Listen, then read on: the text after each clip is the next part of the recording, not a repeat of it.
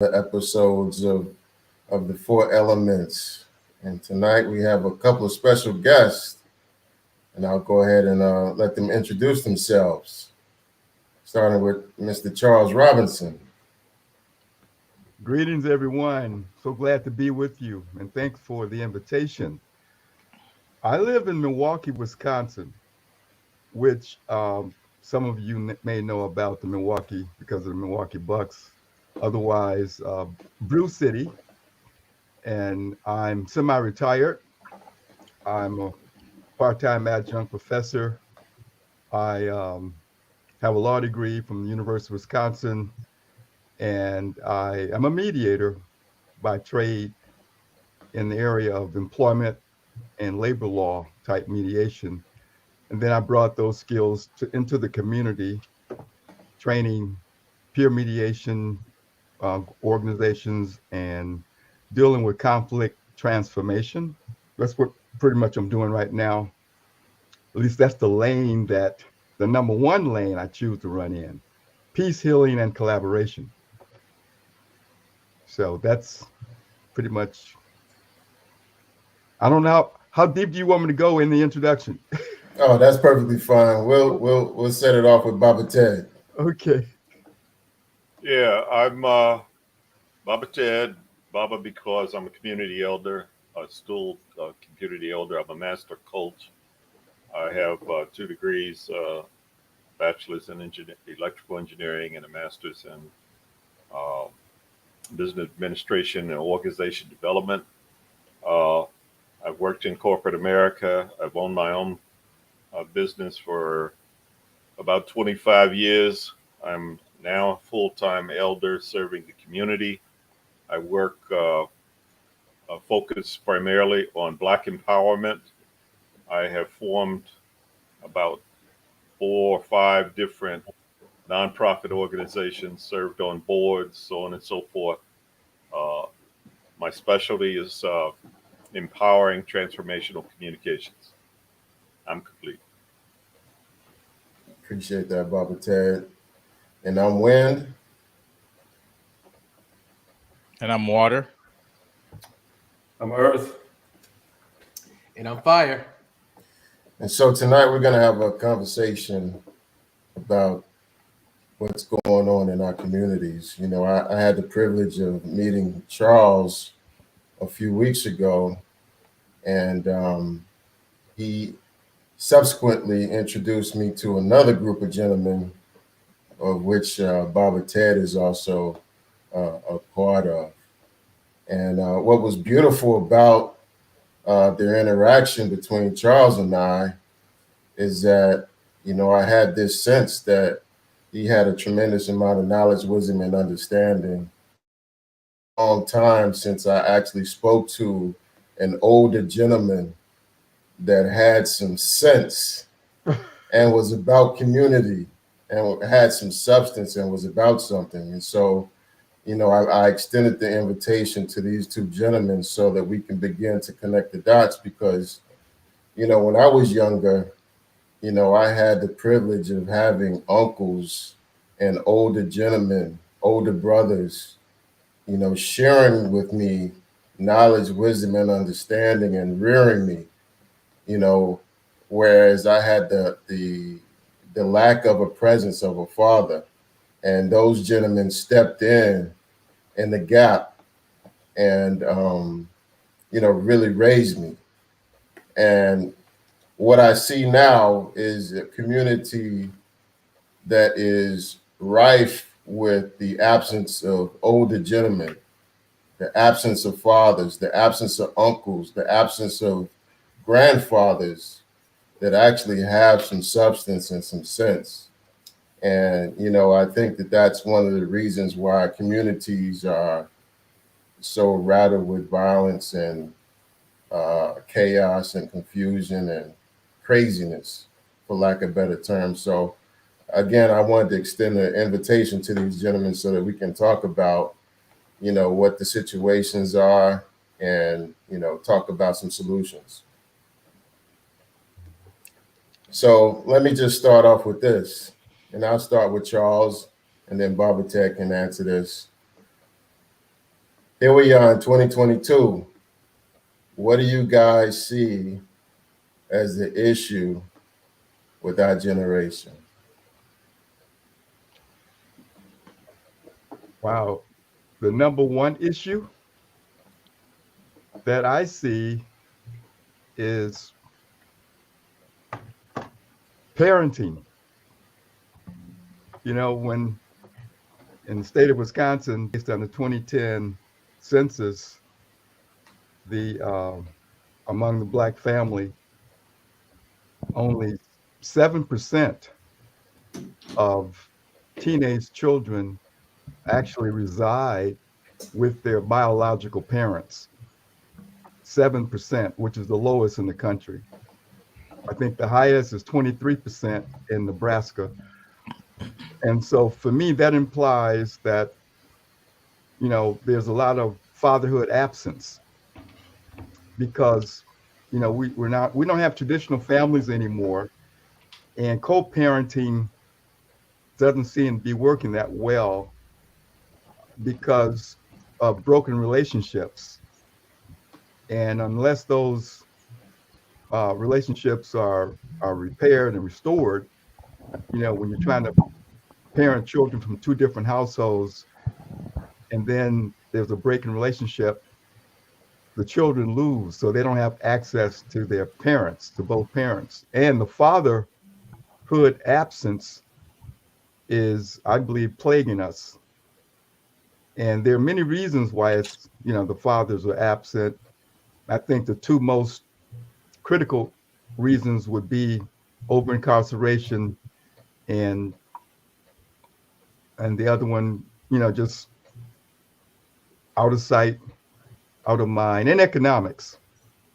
I think a lot of times brothers don't show up, you know, if they don't have anything to provide. So I think parenting is the main issue because parenting is the basic foundation for the educational process. Parenting is also the basic foundation for socialization. And I think that's one thing that we definitely must get together. And I'm complete. Robert Ted? Yeah, I think the key issues we're facing today, of course, is we kind of lost our place. And one of the struggles that we as Black men face is exactly how do I fit in to a society that does not value my presence. And so out of that, I actually have designed a program called the Journey of Manhood, which is different and countercultural to how manhood is defined by Western standards. I think the key issues that we bump up against that Charles made reference to is that we operate under a lot of pressure, social systems, economics. The education system is not designed for us to become free, but to be laborers in a larger capitalistic system. We operate in a country that actually identifies Christianity as the superior religion to all others. Uh, we're influenced and allow our kids to actually be raised by the media and primarily by the television set and by movie roles. The political system obviously is geared in exposing its frailty and toxicity in terms of recognizing that this country is moving towards a fascist system in terms of making sure that the people who are currently controlling the social system stay in control. Uh, and we recognize, of course, the inequities in our justice system. I think it's important for us as a people to understand all those factors and how each one of those facets contributes to our continued disenfranchisement. And unless we actually understand uh, the opposition and what it entails, it's very difficult for us to actually mount a counter strategy to actually save humanity on the planet, per se. So those are the key issues that I see us facing um, with each new generation. And my generation dropped the ball right after the civil rights era in terms of we did not properly prepare the succeeding generations in facing the challenges that they are currently facing. And so the sensitivity, the awareness, the drop off is largely due to the irresponsibility of my generation. I'm complete. And so going to our resident elder, Earth, what are you hearing? What's your perception? You know, I definitely agree, and I actually, you know, as they were speaking, I was thinking about, you know, this narrative that's become, you know, sort of pervasive, and I hear it all the time, and it's this narrative that, you know, men in your generation and earlier were walking around like the character from Color Purple, Mister. And that's how you all treated your families. That's how you treated women. And it's a narrative that's just become very pervasive. Like there was nothing but, you know, black men who were abusive to their children, um, to their wives, and they were drunkards for the most part. And it's and people, I hear this narrative spoke about frequently, and it walk around as though it's true. And I've always wanted to have like elders on the show who can actually speak from that perspective because you all lived through that, as opposed to hearing someone in my generation and generations after mine who are actually speaking about that, and they're speaking as though that's how it was during you know the time that you all were your generation and generations that preceded yours. So what do you all? So can you all talk about that and kind of clear the air in that regard, in regards to the narrative that's out there about black men from that Yeah, time? you know, I think there's two narratives going on. Is there's a black feminist narrative, and then there's the historical narrative. And the historical narrative says is that my generation produced the Malcolm X's, the Muhammad Ali's, the Thurgood Marshalls. Uh, and when we point and highlight, you know, the strengths of black men, is I can go on and on. Both Charles and I are Alpha Phi Alpha fraternity members, and you know we understand the sacrifices that have been made in order for us to all be here on this conversation today. Uh, but of course, I recognize that there's also that counter narrative that is being fed by the WMS. WMS, if I have to spell that out, I'll do that. By the WMS that says, hey, let's shine the light on the negative. Let's shine the light on the aberrations. And create that as a norm in terms of the imagery of black males.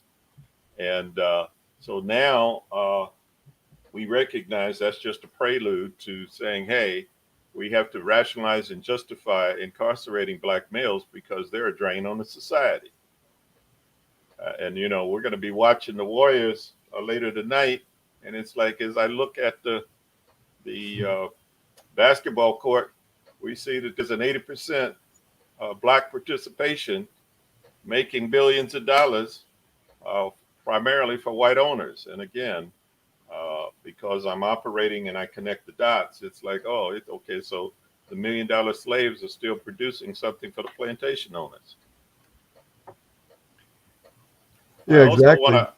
I also want to counter the negative because Alice Walker actually lives out here in the Bay Area, and you know she was the author of the book. And so one of the questions I asked on Sunday, Charles was on the call. One of the questions I asked, what was the motivation of Steven Spielberg to even produce the movie? And then what was the motivation of the Broadway producer to actually create a musical around it? And so some of the sisters on the call couldn't answer that question. And it's like, hey, if you don't understand the game that's being played, don't criticize the game. Mm. So, you know, we're operating from multiple narratives. We're operating from multiple stories. For those of us who have been graduates of the landmark form, we recognize your story becomes your reality. So what we see, our filters and our interpreters actually shape the world that we live in. And so we have a choice in terms of which filters, which interpretations. And if in fact I choose to focus in on what Black men are not, I will create that world. And if I focus in on what Black men are and how we have contributed to the ownership of this country, is then I see a different image entirely. I'm complete. Yeah, exactly. You know, how people's actions are directly correlated to how things occur. And so shaping that narrative is key.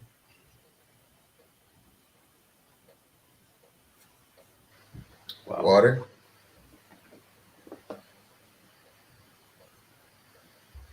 Yeah, I agree with the what Baba Ted was saying about the your story being your reality, because I don't really share that story.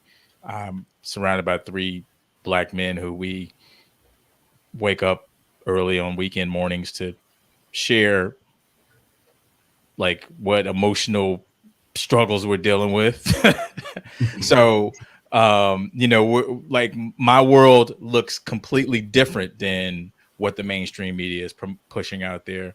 And so I can't even, like I can't contribute to, what the problems may be on the negative side, because not only have I surrounded myself by you 3, I've also surrounded myself, but like in my other circles look, not as, I would say, they haven't done a lot of work on themselves from that perspective, from a spiritual, emotional intelligence perspective or whatnot. But they have still some sort of something there in their own way where we can connect on a level, and that they're just not like, they are not reflections of that story. So I'll agree with what Baba Ted was saying, is that, if you buy into that minister, when he was, when Earth was saying the color purple, I was thinking that, more like Shaft and Dolomite and those things, were also things that kind of painted, that generation. And then our generation was Minister Society and Boys in the Hood. And so in Boys in the Hood, Trey was like the goody two shoes, Herb simp type of that's where the way everyone kind of thought of his character or whatever. But in reality, he was the one that was trying to become something and escape that, exactly that reflection that the mainstream media paints onto us. So I'll just say that, that what Baba Ted, what I got from what he was saying is that, that story becoming your reality becomes a real thing, where sometimes the mainstream media paint something and then life imitates art. That's what I'll say. Fire. Yeah, you guys know me to make things personal. So I'm listening to the elders, and you know, my vision for this conversation was to get more impartation, to do a lot more listening than we do speaking. But in that listening, I was thinking to myself, what is it for you that I heard 7% residing with their biological parents in Milwaukee, and I'm just like ready to fall out of my chair. Like, that's astounding. You know, Water talks about living his reality. I live my reality, and in my reality, I I don't I don't watch the news, guys. I don't stare poverty down in the face every day like I did growing up. I live in Calabasas. However, I could say this. What I think is, for those of us who are custodial parents, those of you who know me, I'm married 20 years, got married at 21, got 4 kids. I noticed as I was listening to Charles in particular, that in my 20s, again, married, 4 kids, I was married with 2 kids in undergrad on scholarship. And so I remember chasing the NFL dream. I was so laser focused, brothers, on keeping the lights on and putting food on the table. I had no capacity to be concerned about the macro community when I was trying to make sure we didn't get evicted. I was trying to make sure I made the team, right? And so I see this hyper focus on self and then it expands to others when you have a family like I did, take on a wife young. And now I'm moving, as I turn 40, now I can pay my bills and have a little money left over. It's funny, I'm sharing this in my consciousness. I'm feeling an urge to take everything that I learned. I think Bob and Ted said this in the pre-show, to take all of his skills and acquired knowledge, and whether it's corporate America or in the community, and now giving it back. Because I have this feeling in me that, oh, Rob, you're doing well. You make it well into the six figures, blah, blah, blah, blah. But I'm feeling like, nah, you're not doing well until everybody eats. Mm-hmm. And I want to ask you guys, is that something within yourselves that if you look at back on your life, where you were in your 20s, family situation, 30s, and as you got into your 40s, did you have that same unction to now your cup is running over and you just want to, whether it's knowledge, wisdom, resources, mentorship, etc. Did you experience a similar thing that's inside of me right now? Was that question directed to the elder? Yeah, So you and Baba Ted. Yes, sir. Go ahead, Charles. Well, when I was a second-year law student, my daughter was born. And, I never thought that I would be, have a child out of wedlock. It wasn't planned. And I was always coached, like when you go into law school, it's like you're going to be in jail for 3 years.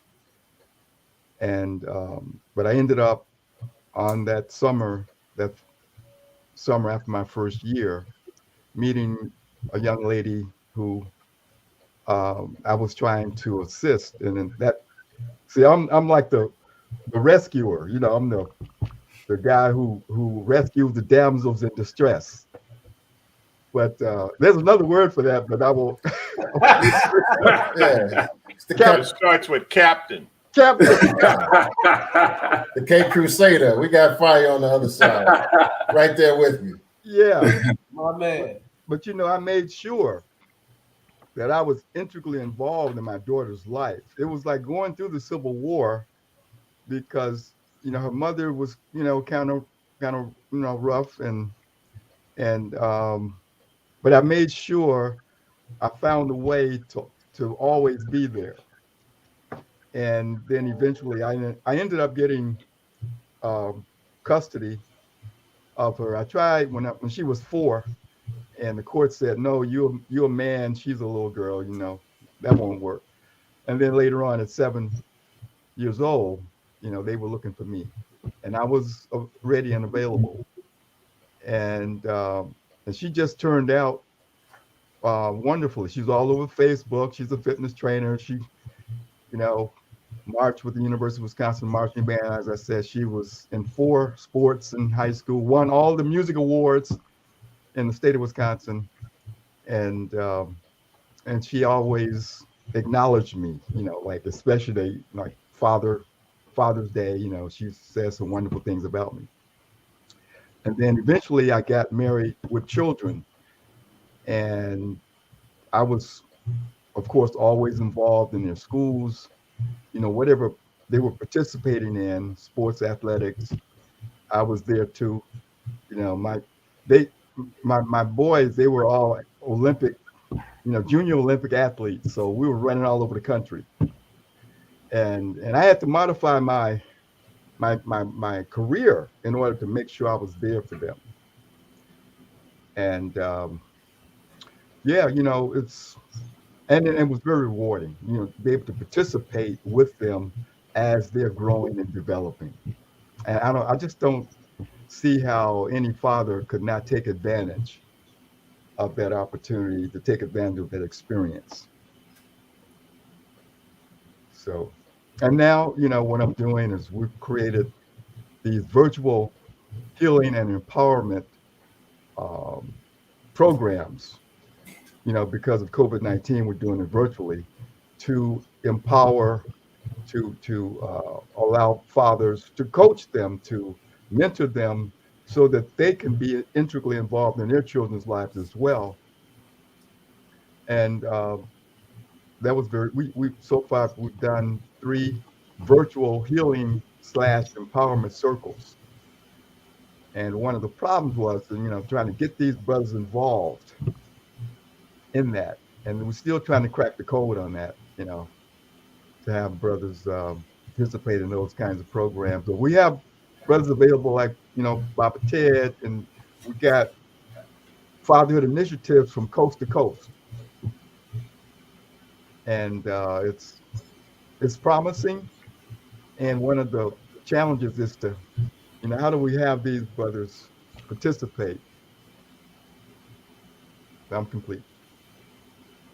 Thank you, Brother Charles. The pattern that I've identified being out here on the left coast is a little bit different. First of all, I don't subscribe to the cultural standard that has been set before us. I've never really seen the white man as the standard to emulate and to aspire to. Uh, so I had to go to other places, and I've been blessed to actually have lived outside of the country. But I'm a student of life, and so the uh, lessons that I picked up is that manhood is a journey, and at each stage of my life, I had a particular responsibility and focus. So as Fire indicated, it was like when I was a young adult with my degrees, going out in the world for the first time, I recognized my primary responsibility was to learn how to survive and prosper on my own and leverage the skills and talents that I had to find my place in the world. And later I came to understand that it was really necessary for me to understand what my purpose was. Why did I come to the planet? This journey of manhood is a spiritual journey, as has already been identified. And so once I recognized that working on the corporate plantation was not in fulfillment of that purpose, uh, my life made a significant turn. And so I realized that uh, in my 20s, uh, I wanted to at least identify a track record of success and achievement. And I ended up uh, serving in the Navy on active duty for 3.5 years. I served in Vietnam for 14 months. I got a chance to work with different country diplomats while I was in Vietnam. I got transferred back to Washington, D.C., which gave me access to understanding how the U.S. government worked at the federal level. And following that, I went to work for a major telecommunications uh, meganopolis, which all of us are familiar with, and got a chance to really focus in what does it mean to effectively communicate uh, with machines as well as other people. And even though my specialty was in marketing and finance, I actually been I actually gained uh, a respect in terms of interpersonal skills, and that really got me started into this path as what I identify as mature adulthood. It says, okay, now you have a responsibility to actually start an enterprise, get off the corporate plantation, take what you've learned. I really bought into this. I had a goal that says work 10 years in the corporate setting, acquire all the necessary skills that you can, lessons that you, and then take that out into your community and apply that into community work. And so when I started my firm, Two Win Communications, uh, my first step was to create an organization for other organizations. So I did a small business consulting practice for about 5 years, and then I started bringing existing uh, black-owned, black-led organizations together so we could leverage our strengths, best practices, key values. How do you minimize the mistakes, and then how do we leverage that across uh, different business entities? And then as I moved into when I became 50, I made a decision that says, oh, it's got to take another turn. And I meditated on it, and what showed up for me was community elderhood. And I had no idea what elderhood was at the time. And Charles touched on this in terms of rites of passage. I think marriage was a rite of passage.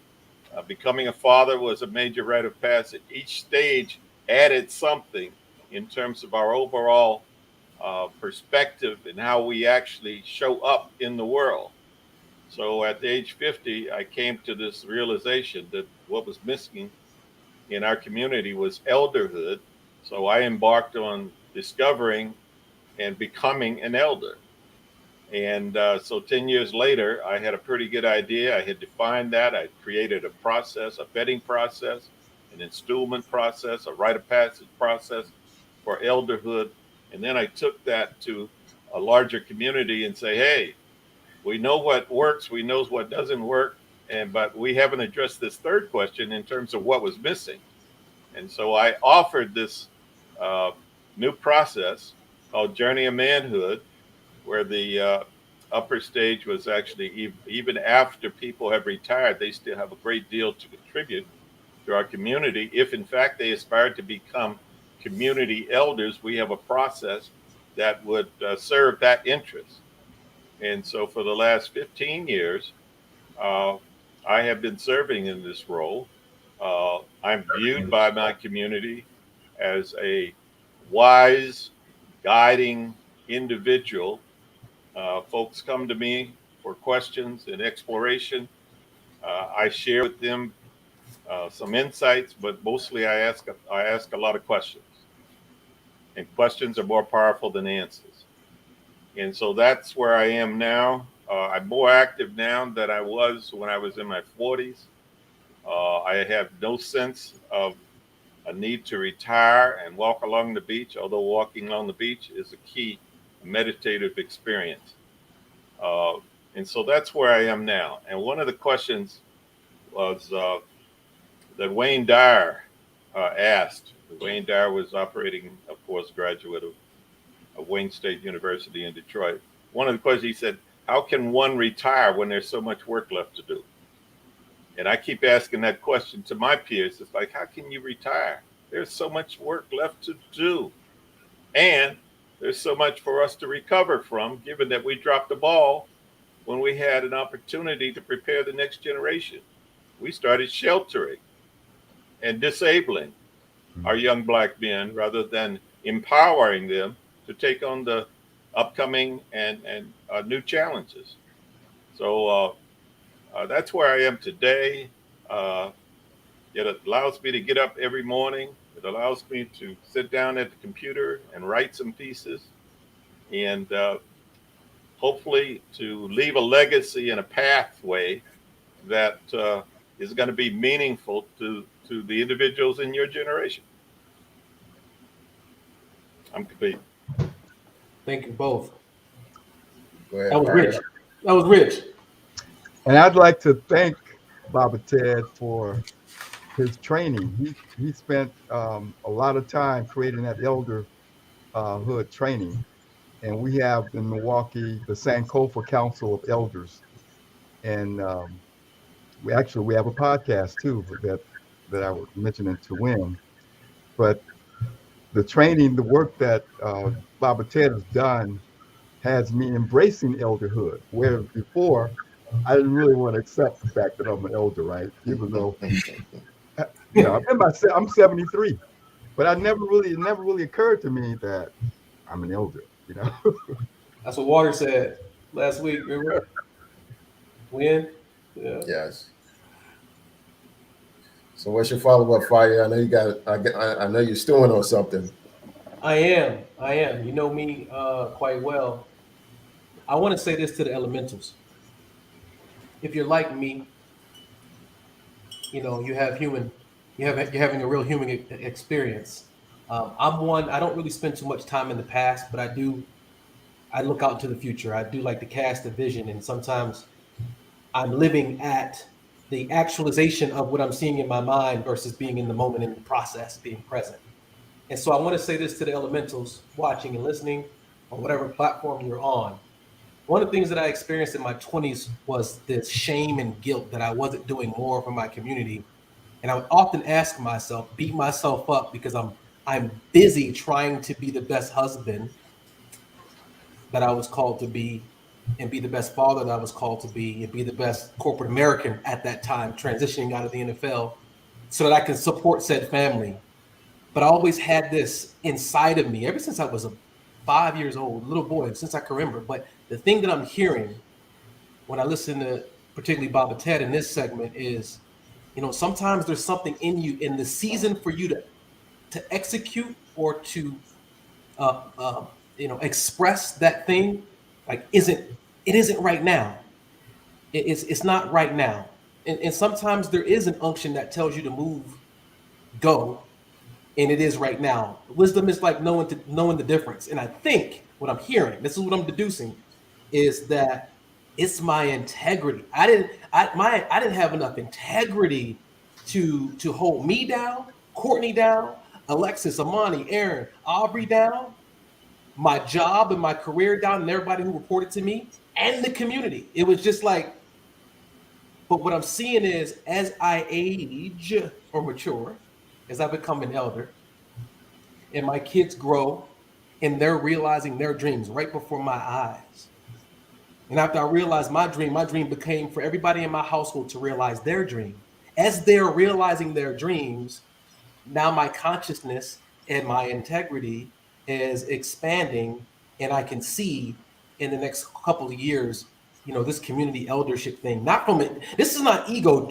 This is like, take your money and go walk on the beach every day. But you talk about how can you retire when there's so much work to do? How profound is that fact that we didn't? I think most of us think we came here to eat, sleep, have some good sex, get high, buy some nice things, go on some nice vacations. Like, we don't have it as a default in mass that we came here for a specific purpose, such that when we leave here, this place is better than it was before we showed up. And we don't have that as a default frame of consciousness. It's all about me and survival. Me, and survival.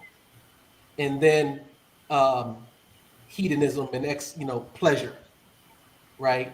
And so, man, you gentlemen just you brought a lot in perspective, man, and I'm really gracious and grateful for this conversation. And I'm Yeah, complete. I wanted to highlight one of the things you said, Fire, in terms of we have become recipients of the big lie. And we have to understand that at any given moment, I can step out of perpetuating the big lie. The soloism, rugged individualism is the biggest lie that we have bought into. It was like, I can do this on my own. Oh, it's difficult for me to work with people like Charles and people like yourself, because working with other Black human beings is so burdensome. But it's like, hey, once we realize that we cannot accomplish, nobody has ever accomplished anything meaningful by themselves. It's always been in the context of a collaboration.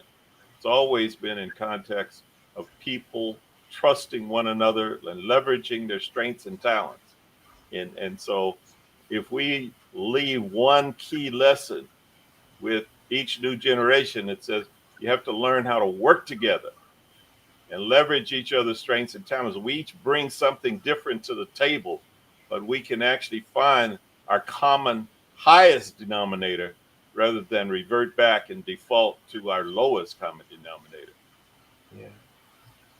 Mm. Man, I got goosebumps. Gosh darn, I'm gonna have to go get a shower after this. I'm sweating over here, man. Like, I'm revved up. Go ahead, Earth. I know you got something.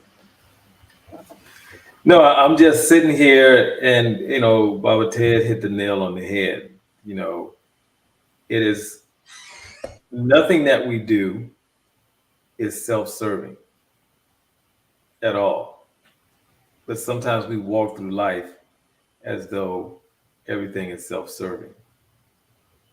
if it were, you wouldn't have shoes to wear. We wouldn't sit here and talk on this live stream. You know, you wouldn't have a car to drive, cell phone, you know, the convenience of going to a grocery store and, you know, buying a meal or going down the street to some restaurant to buy a meal. Because all those things were created in the context of community, however that community looked.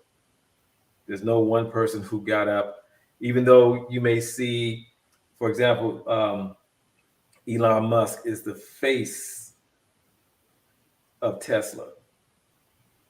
And you would think he created it. No, there was a whole community of engineers, marketers, and other, you know, companies who actually came in and brought the parts for the car. So it wasn't just him; it was a whole community at play. But since he's the face, he actually, from our perspective, we'll say, "Oh, he created Tesla." No, he didn't. There's a whole community behind that, and we have to begin to understand that nothing in life is self-serving. If so, when we came out the womb, we were just been plopped on the ground and like, all right, have at it. Hope it works out for you.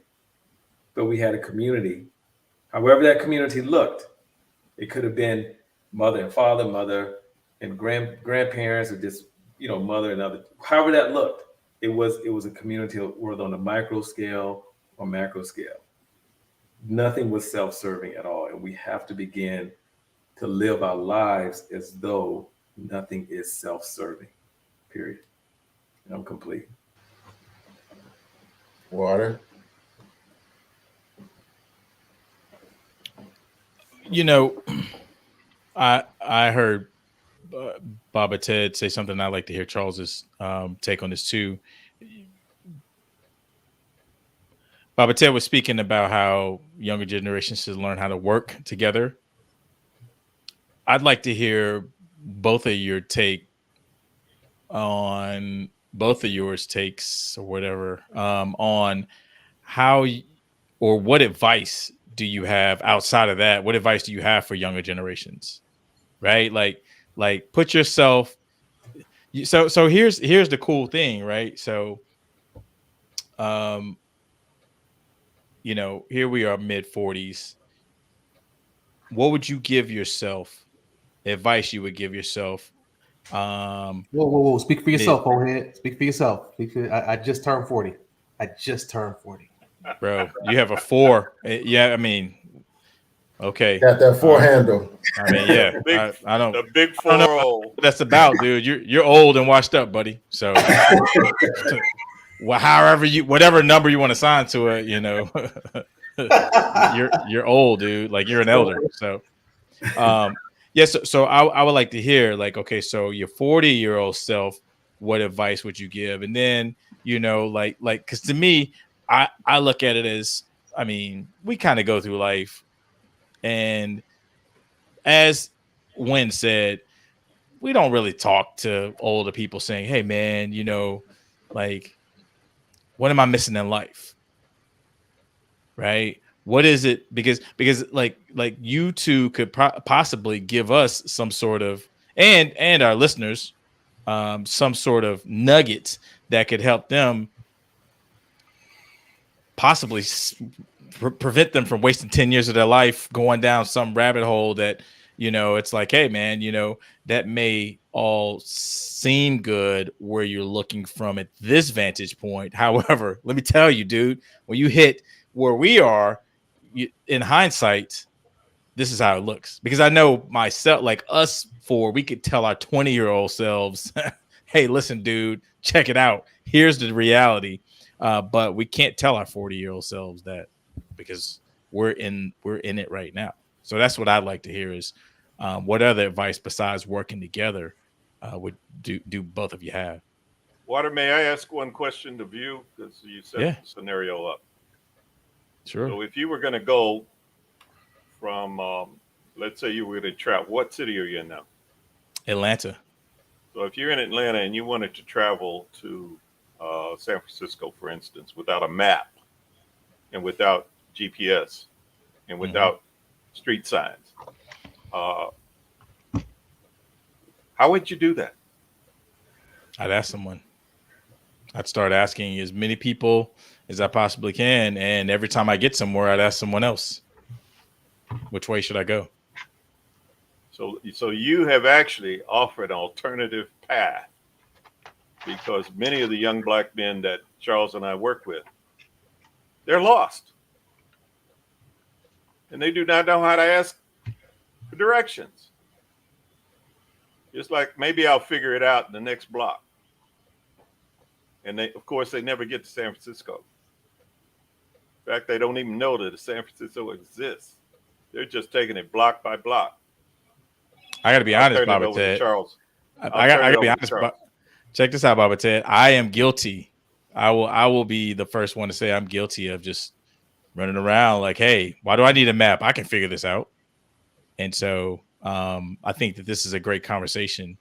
And, you know, like you said, it's pretty simple. Just ask. Charles. Well, you know, that's a great question, and I really appreciate it. My grandmother told me, and she was a very spiritual person, the Lord got work for you to do when I was 3.5 years old. So I didn't know exactly what she meant, but she had a vision for me before I had a vision for myself. And so being able to see yourself as a possibility for making a difference in the future, you know, I didn't want to be a preacher, but, you know, the Lord got work for you to do. Eventually, I discovered what that was. And I discovered what a life purpose is later in life. Now, if I could have learned that earlier, like everyone is born with the purpose, like Malidoma Somé, I don't know if you may have read his book, The Healing Wisdom of Africa. And he talks about when a child is born in the village, the elders get together and they discern why that child came to be in the village. It's to fulfill something maybe that was missing. And so all of us are born with gifts, but you really can't actualize those gifts. You can't share those gifts without community. And so healing happens in community. And it takes a village to raise a child. And that's why it's so important for us to have the kind of relationship that we're building right now in this conversation, to have that intergenerational involvement. Because, you know, I can see that the village is really present. And, you know, once, you know, we get present to that village, and, you know, we'll be sharing, you know, the concept of Ubuntu. I am because we are. You know, if we could just give that to our children as early as possible, that who you are is not an individual, but who you are is your relationship to other people. So, like, I can declare right now that my network is your network, and your network is my network, because who I am is my relationship to other people. We ought to begin to introducing ourselves like who we are is a network. Charles, may I? Absolutely. Because you just identified something that's really key. Again, I spent 11 years in the Navy Reserve. I finished first in seamanship when I went through my Navy officer training, and I never served a day on a ship, unfortunately. But the key message that I came away with in terms of understanding that question that I posed to Water, it was like, not only who do you ask questions to, but I answered my question. Who do you ask the questions to? You just can't ask anybody questions. You know, and so you have to have some kind of criteria for the people that you ask questions to. And that's what I think Wynn identified earlier in terms of, hey, OGs, there's some stupid ass OGs out there. You ask them some questions, you're going to get what you you're going to get some nonsense back. You're not going to get sensical, rational responses that are going to perpetuate you forward. And so who we are as individuals is also to create that discernment, the discernment that says, one, not only do I need to ask questions effectively, but I also have to be very discerning in terms of who I ask those questions of. And if in fact we have a community structural process that hones that discernment and also hones the communication skills so that I can not only ask more effective questions, but I also have a distinguishing criteria that allows me to ask the appropriate questions to the appropriate people. Mm-hmm. And right now we're lost. We don't have answers from a structural standpoint. We don't have answers to either one of those. And so when we see our young males floundering and our young males trying to figure it out on their own, it's because they have no trust in a structural system that we have failed to create. And so consequently, when we see them modeling themselves after what they see on television and in movies and in our musical songs, we cannot be surprised. It's like, hey, I'll go with the devil I know rather than the devil I don't know. Now, this morning when I went to the gym, I'm going to, verify. It's a quick story. There was a young man there. He was like 6'5", with muscles, like he could have been playing in the NFL or the NBA. And I walked past his locker, and I spoke because when I encounter someone, we make eye contact. I usually speak, right? But sometimes young people they won't even give you access to the eyes to speak, right? But this brother, he looked at me, I looked at him, and I said, "Good morning," and he said, "Good morning, sir." And it's like it just transformed me. That guy just got out of the Marine Corps. And then when on my way out, he was still there, and I took the time to thank him. I said, I don't usually get that kind of response when I say good morning to people. And he made a statement. He said something about, well, people should be lining up to get wisdom from you. So, we just need to expand that, and acknowledge when it happens. When we have that intergenerational involvement and encourage it. So one of the things that I didn't tell you, Charles and Baba Ted, is that Earth is deeply steeped in African tradition and actually studied with Malidoma Somé. So let me push it to him because I know he has lots to say.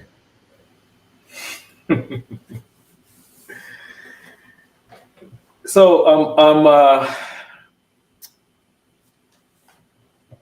I'm gonna address Mr. Charles the way we address elders within my tradition.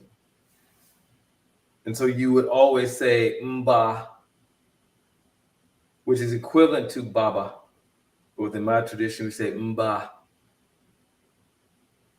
So when Mba was speaking, I just became very present to, and Baba Ted mentioned this also. It's when you don't have structure, and part of that structure has to be how you communicate and how you address your elders. Like that's literally at the foundation.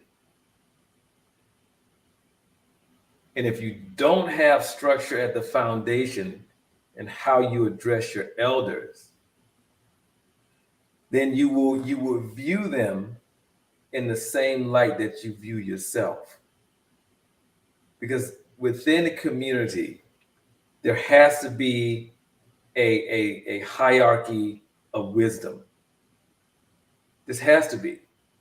Or you don't have a community that is functional. You have what we have today. That's why, you know, you will have, you know, an entertainer or a rapper, whomever, make a certain song. There's no hierarchical structure.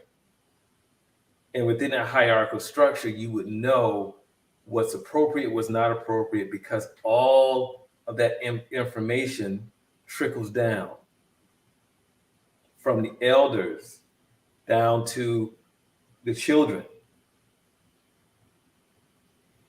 And it's a cycle that's created when you have that hierarchy that continues as the elders transition. Then a generation below them, they literally sit in those seats. And the seats they sit in are malleable. When you sit in there, it fits you. And so when we don't have that, when that began to be taken out of our community, we have to. So what I do is I look at the micro things. I don't look at the major thing, because everything starts small, and then it just begins to avalanche, and it swells. And so when we began to remove the simple yes sir, yes ma'am, and we replaced that with huh. I couldn't say huh. In my house, that wasn't gonna fly. You see, it's a simple thing. We began to replace that with huh, and then it becomes normalized, and then that hierarchy begins to erode, because there's no one there to say at some point, no, I am not your little friend. My parents used to say that, oh, I'm not your little friends. Period. I am your father, I'm your mother, whatever. And that, to me, is where we began to get on this slippery slope. And we're still sliding. And everything can be reversed. It's simple. When I go and sit within a traditional structure, so when I go to northern Ghana and I sit there, the hierarchy that's in place has the community run like a well-oiled machine, period. You would never walk in the house and greet your father or grandfather, even another male, without prostrating yourself. It's a show of respect, and you greet them. And you have to stay down until they release you. You don't walk in, hey, everybody. No, doesn't work that way. There's a hierarchy that exists, and it brings about stability within the community itself. Even amongst the children, there's a hierarchy that exists. So everything is hierarchical. And right now, we live, this is just my personal view, we live in a community that's flatlined. It's like this. Everybody is equal. Period. And I'm complete. Yeah, what you reference to, Earth, is reverence and respect. Yes. And it's built into the structure. Yep. And if you're going to be part of it, you have to respect the structure. Mm-hmm. And right now, we as Black males, we do not see ourselves as part of the dominant structure. Mm-hmm. I doubt if I'll ever see myself as part of the dominant structure. So what am I a part of? What do I hold a reference for? And of course, for many of us, we've turned to the church. But the church is also part of the Western oppressive system. It's using a model that was not created by us for us. It was created out of a model that was built in from the very beginning to oppress and to subjugate. So we're caught in a quagmire. And there are two things I wanted to recommend moving forward. Is we have a responsibility to teach our uh, both young males and young females critical thinking, so that they understand that's what's presented on your plate isn't necessarily good for you. The second thing we have to teach them is gamesmanship, because if you don't understand the game that's being played, you will lose. If you bring a tennis racket to a baseball diamond, you will lose. And so many of the organizations that I've worked with are clueless about what game is being played. And I'm blessed because of my engineering training to recognize that unless I understand what kind of machine I'm working on, is I'm probably going to do more destruction than anything else. And so for me to just show up and say, I'm going to wing it, is what our kids are doing today. And many single parents are doing today. We're going to wing it. And I'll just pray that it turns out all right. And that's what you're making reference to. Absent structure, absent best practices, we operate with this hope and a prayer. And that's not going to allow my Warriors to win the cup this year. I hate to say it because Charles's Milwaukee team is the current champions, but they will be dethroned. And so, I understand everything you said. We have to have a foundation of reverence, respect, trust, and we also have to have a process of assessment to understand how does Earth fit into this community? How does Charles fit into this community? So that we can leverage our strengths. Right now, the dominant system pits us against one another, and we're complicit in it. It was like, hey, Charles, I'm smarter than you. I live out on the West Coast. You're still stuck in Brewtown. And so we go into this comparison. I'm one up, one down. We even buy into this alpha male, omega male kind of thing, and we support it. Unfortunately, that has migrated so deeply in terms of our Black feminist movement that they actually are the new pawns.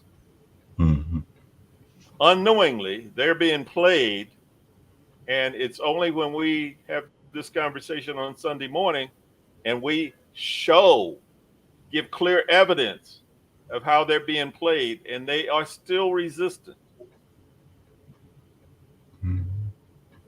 I'm complete. So I just want to acknowledge the hour. I really, truly appreciate both you, Charles, and Barbara Ted for coming onto our platform and sharing with us. This is just the beginning of something beautiful between the elements and you all, the elders, connecting the dots amongst Black men, making powerful connections, doing something of substance together to fulfill on the promise of our ancestors. So I thank you with my deepest appreciation to you both. And thank you, Elements, for indulging the conversation and having open arms for our guests. And I'll let you guys have the final words, beginning with Charles. I would just like to say thank you for the invitation, because after I met you and then we uh, connected, you made sure I called you back, and I'm glad that you did that.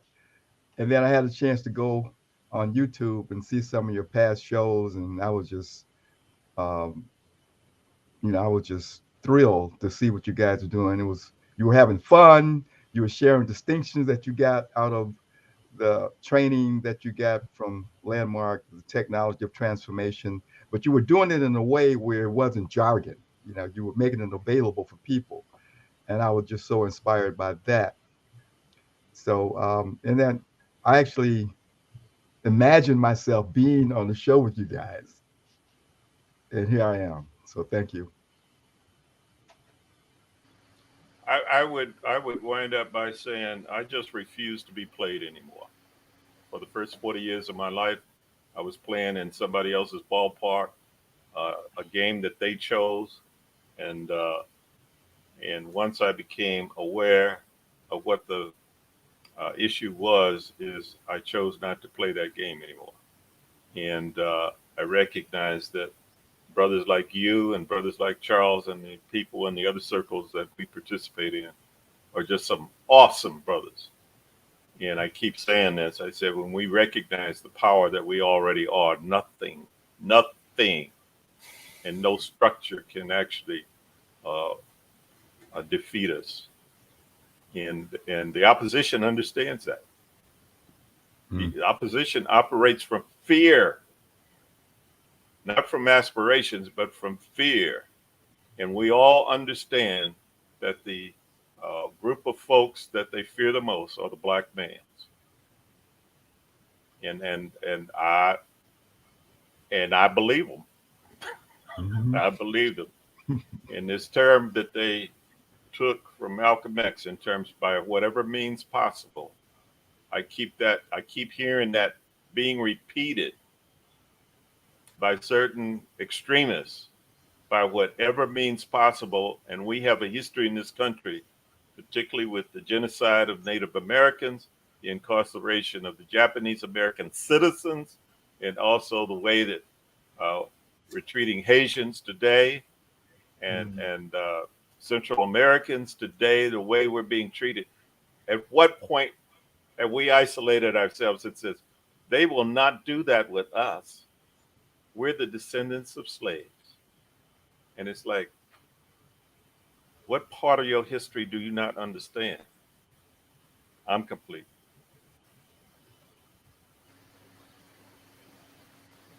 Anybody else have any parting words? Who's up next? I think it's water. Looking at the order. Cool.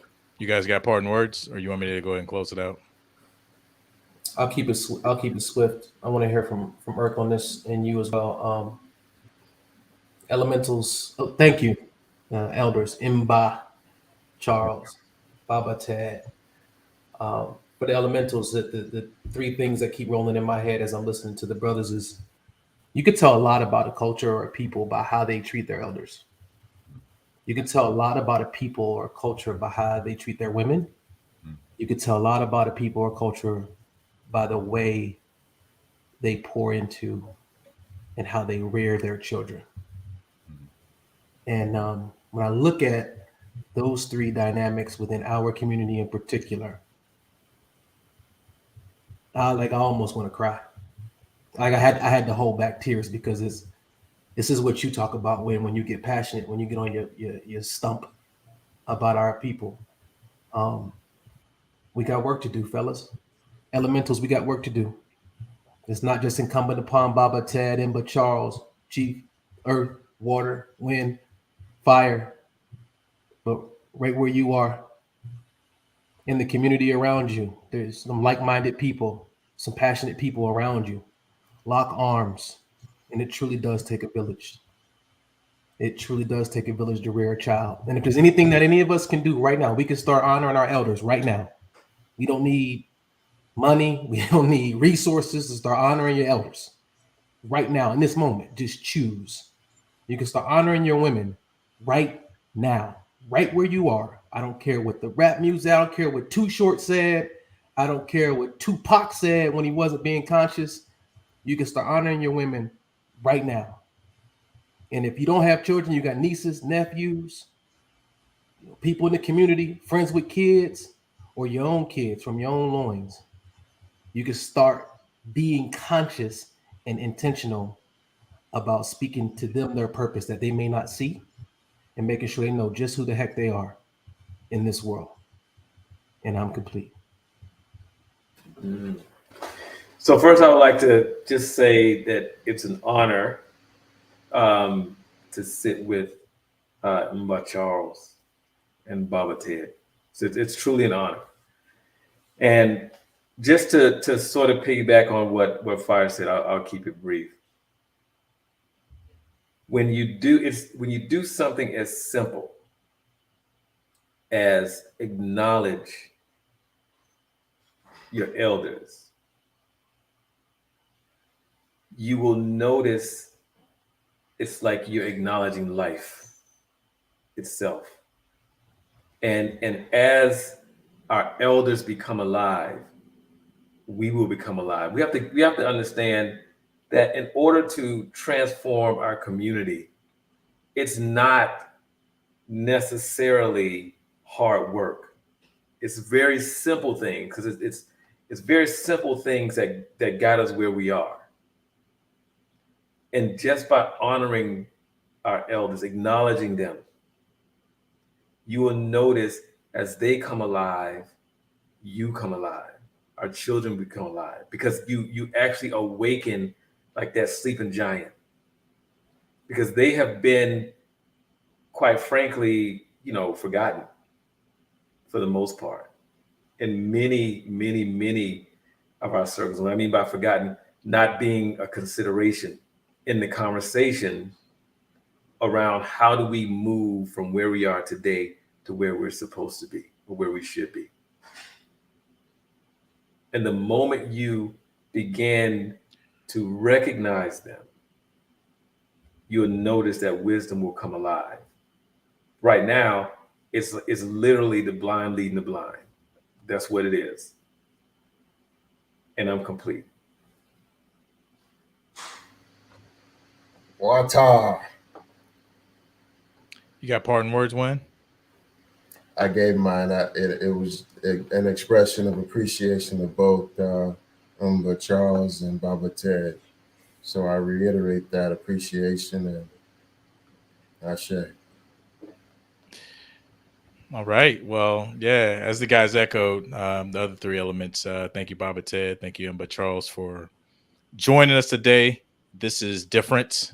You are our first guests. So I want to acknowledge you for being the first guest. And it was an honor to have you, the wisdom that you shared. Hopefully people can get a lot of value from that wisdom and, start to, like we said, start to trust in your elders. Just don't call me your elder, because I'm still young, dog. at least that's what I tell myself when I look in the mirror. Okay, so I'm gonna stick to that story. Okay, Baba, tell you talking about stories. I got that story. I'm keeping that one for a little while. But one day I will be looking at talking about you better respect because I'm your elder. But right now, no. Next week we will. So elementals, put it on your calendar for Tuesday. Okay, Tuesday at 8, guys. We never set a time, so I'm assuming Tuesday at 8. It will not be Wednesday, but Tuesday at 8 is our next show next week. And we're coming back to the ladies. Probably 95% of our audience are ladies. So ladies, we got another one for you. And next week's topic is what an intimate relationship looks like to men. So all of you ladies out there who have a significant other, we're gonna actually we got to school you a little bit, because it doesn't look like what it looks like to you. So we want you to actually tune in next week.